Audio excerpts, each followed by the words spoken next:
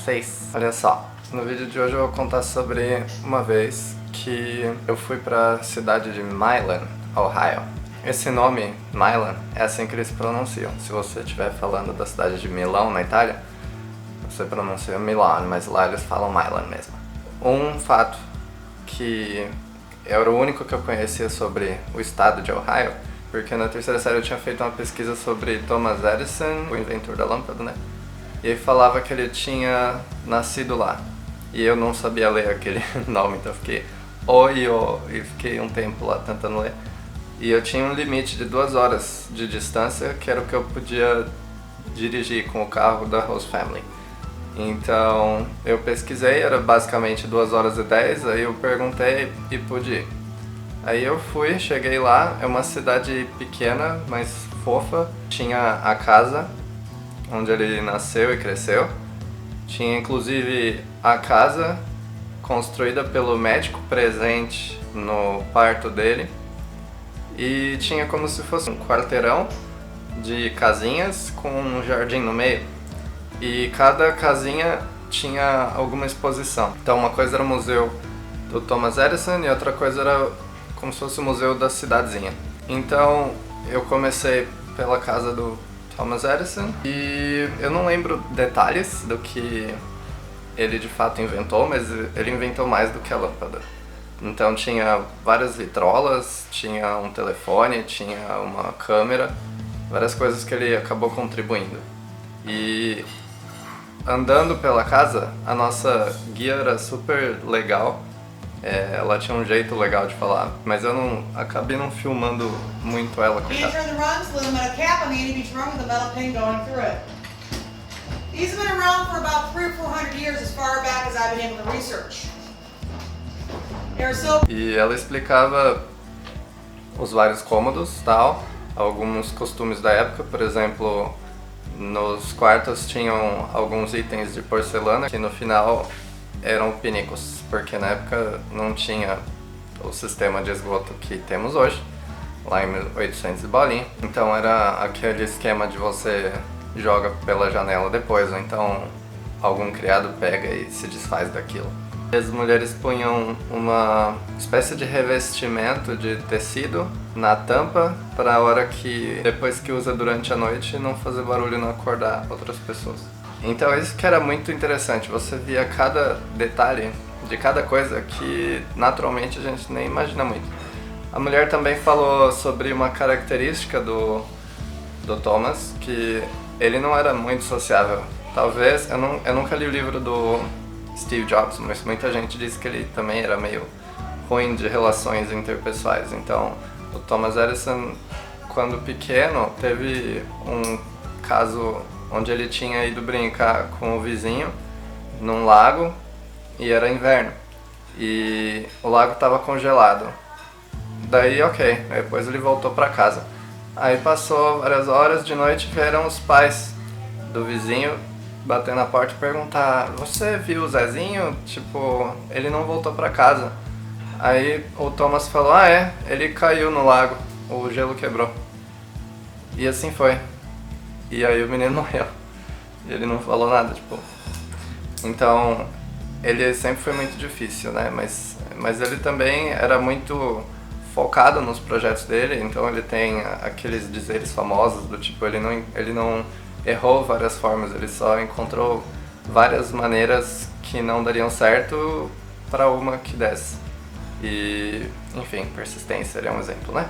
Mas uma coisa que fazia parte das invenções da empresa dele, que era super interessante, era a primeira boneca falante. E eles, conforme fizeram a gravação da voz da boneca, não havia mulheres que trabalhavam na fábrica. Então eles pegaram um rapaz fazendo um falsete e gravaram. Então a boneca que eles têm ali disponível já não funcionava mais.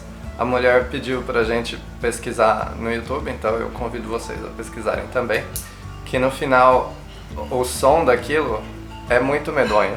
Então as pessoas começaram a devolver a boneca. Foi a princípio um hit de vendas, mas todo mundo começou a dizer que ela estava possuída, endemoniada e coisa e tal. E é muito bizarro, né? Então A mulher também descrevia como a rotina era puxada naquela época, como a mulher tinha que acordar super cedo e começar tudo muito antes do que a gente faz hoje em dia, né? Porque até você aquecer a brasa para o fogão começar a funcionar, para daí você ferver água para fazer café, preparar o café da manhã, para daí tomar seu café, depois conforme estava terminando já tinha que lavar, tinha que fazer isso. Então era meio que pelo menos o dobro do que se faz hoje em dia em questão de tarefas domésticas, era absurdo. E por isso também eles acabavam tendo muitos filhos, né? Pra ter um tanto de ajuda ali. Tinha duas coisas que eu lembro da casa que eram meio diferentes. Uma era um negócio que parecia um ferro de passar, mas servia para sanfonar a gola das roupas. Então, que nem a batata Ruffles, ela chama assim por causa do formato meio sanfonado dela. Em inglês seria Ruffles e o nome dessa ferramenta aí chama Ruffler, porque é isso que faz com a roupa. Depois tinha uma escada que parecia um poste, mas é porque ela era portátil. Então pra época eu achei bem tecnológico isso daí. De forma que você simplesmente desacoplava e virava uma escada, usava, sei lá, pro que você quisesse com a escada. Aí ok, saindo dali ainda conversei um pouco com a mulher, ela contou várias coisas, né? Inclusive se alguém tiver a oportunidade de visitar essa cidade eu recomendo. E aí eu fui para aquela parte daquele quarteirão cheio de casinhas, né? Então uma das casinhas era como se fosse um celeiro e daí eles têm alguns carros e charretes e coisas a ver com cavalos da época, que tinha uma empresa que fabricava isso. E dali eu segui para uma casa que era uma casa comum, vamos dizer, normal da época, 1800 e tanto. Só que aquilo mudou para sempre o meu conceito de museus. Eu sempre pensei que museu era meio chato, entediante, você ficava lendo um monte de coisa, ou vendo arte e tal, mas a forma que muitas vezes eles fazem museus nos Estados Unidos te transporta para uma outra época, você realmente se sente inserido ali e é meio assim, mind-blowing muitas vezes. Então esse foi um exemplo onde eu tinha uma guia ali e tudo que eu imaginava que era, conforme eu olhava, era outra coisa, totalmente diferente, né? E a mulher, ela realmente perguntava, você sabe o que é isso? Você sabe o que é isso? Então eu fiz uma lista aqui das coisas principais, ou pelo menos eu tirei foto. Essa coisa eu olhei e pensei, é um mop, que nem do McDonald's, você pega aquele esfregão assim e limpa a cozinha. Não, aquilo serve para fazer manteiga, ali dentro você põe o leite e ia batendo toda a vida, sovando até que virava manteiga. Esta coisa eu imaginei, a mulher perguntou, eu falei, é um armário, você põe pratos. Não, é um armário, ok, mas ele tem furinhos que são para respirar. Ou seja, eles punham as tortas e bolos que tinham acabado de ficar prontos ali para poder resfriar e estarem salvos de mosquitos. Então chama cofre de torta, ou pie safe. Tem um quadro numa das salas, e tinha nos corredores também, que pareciam uns raminhos. Nada muito especial olhando, mas aquilo era feito com os cabelos que saíam nas escovas conforme as mulheres escovavam os cabelos, e para não jogar fora e pronto, elas faziam esse artesanato. Daí tínhamos guarda-chuvas bonitos, que na verdade eram feitos com ossos de animais, os cabos. Aí tínhamos essa xícara com essa faixa de porcelana ali. Que negócio é esse? Não é mesmo? Você talvez coloque o saquinho do chá ou o quê? Não, aquilo servia para proteger o bigode do rapaz que tomava.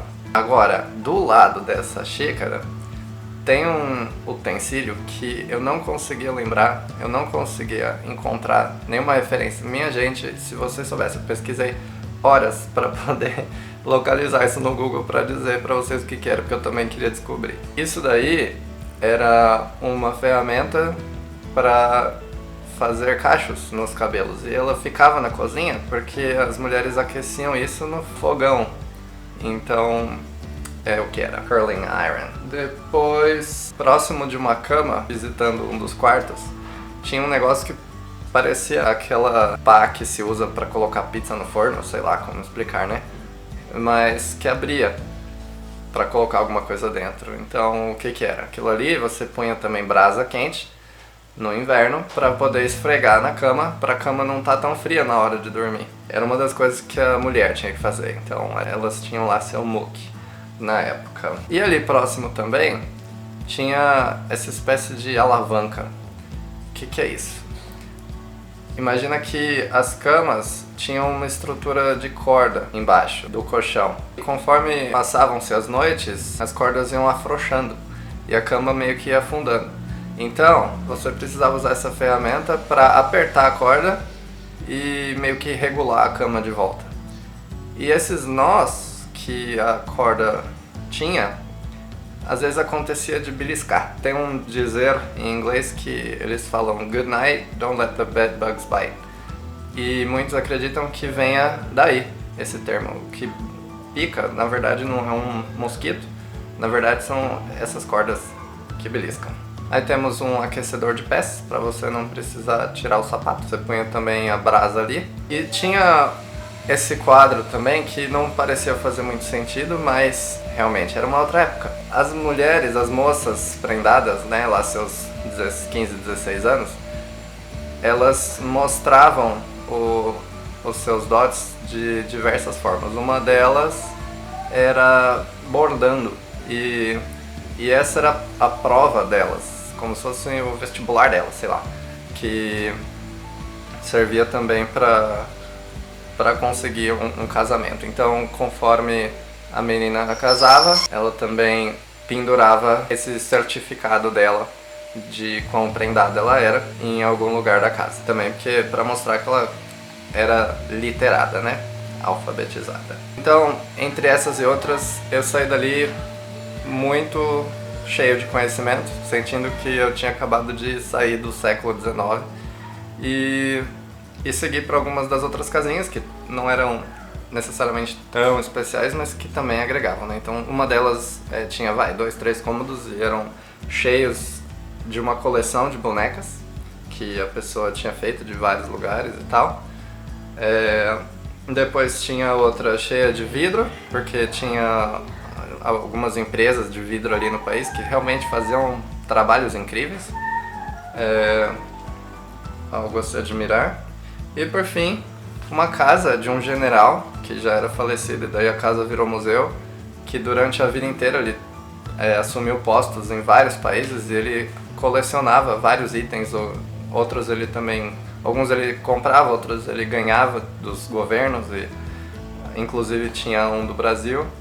E então era um conjunto de mobílias e cristais e joias e tudo mais, que também era muito legal. A casa era bonita, dá pra se imaginar como ele era um cara muito condecorado e tal.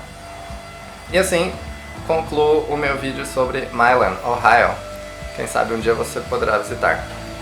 Obrigado, beijo, tchau!